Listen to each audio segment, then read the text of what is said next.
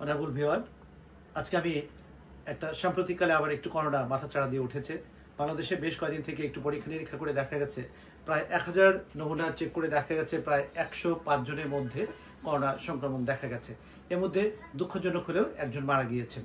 তো এই যে করোনা আবার নতুন করে চলে আসলো, তাহলে আমাদের একটু সতর্ক হতে হবে, তাই তো? আমরা আগের বছরগুলোতে যখন করোনা ছিল আমরা অনেক বেশি সতর্ক ছিলাম। আমরা যদি সতর্ক থাকি তাহলে কোনো ভয় পাওয়ার কোনো কারণ নেই। ভয় নয়, সতর্কতাই আমাদেরকে এই করোনা থেকে মুক্ত করতে পারে। এবারে করোনার ভেরিয়েন্টটা কিন্তু একটু ভিন্ন আগের করোনা থেকে।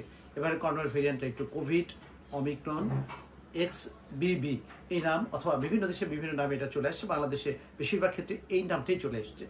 এই করোনাটা কিন্তু আগের করোনা থেকে একটু ভিন্ন। আগের করোনায় যেমন একটা বেশ জ্বর ছিল, কাশি দিয়ে শুরু হয়ে যেত, রানিং নোজ হতো, অ্যানোসমিয়া হতো, নাকে গন্ধ পাওয়া যেত না। এবার করোনাটা একটু ডিফারেন্ট।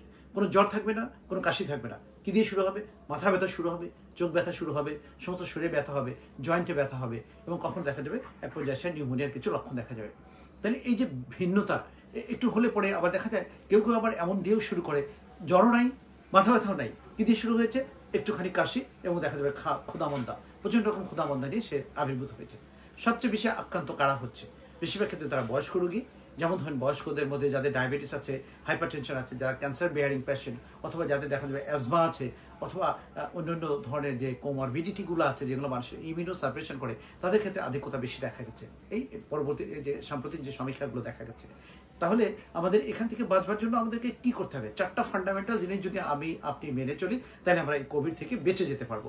একেবারে লক্ষণ বোঝার সঙ্গে সঙ্গে আমাদেরকে একটু ডক্টরের শরণাপন্ন হতে হবে, এবং আমাদেরকে কোভিড চেক করার একটু চেষ্টা করতে হবে। তবে একটু অ্যালার্মিং ব্যাপারটা কিন্তু, অন্যান্য বছর করোনায় যেমন আমরা একেবারে নেজাল সব নিয়ে আমরা পরীক্ষা করে একের সাথে সাথে ধরে ফেলতাম, এবার কিন্তু একটু ভিন্ন। এটা কিন্তু খুব একটা সহজে পাওয়া যাচ্ছে না, এটা একটু ভিন্নতা আছে, অ্যার্টিফিক্যালিটি আছে। তাহলে আমাদেরকে 4টা ফান্ডামেন্টাল জিনিস কী কী বলবো? 1 নম্বর হলো আপনাকে একটু ওভার ক্রাউডেড এরিয়াটা অ্যাভয়েড করবেন। 2 নম্বর, আপনাকে অবশ্যই একটা ভালো মাস্ক পরতে হবে, যে মাস্কটা আপনাকে নেজাল বা ড্রপলেট থেকে প্রিভেনশন করবে। এরপরে আপনাদেরকে ফ্রিকোয়েন্টলি একটু হ্যান্ড ওয়াশ করতে হবে, আপনার হাতের মধ্যে কোনো জীবাণু যেন না লেগে থাকে। ফাইনালি আপনাকে কি করতে হবে? আপনাকে কোনো সমস্যা হলে ডক্টরের শরণাপন্ন হতে হবে।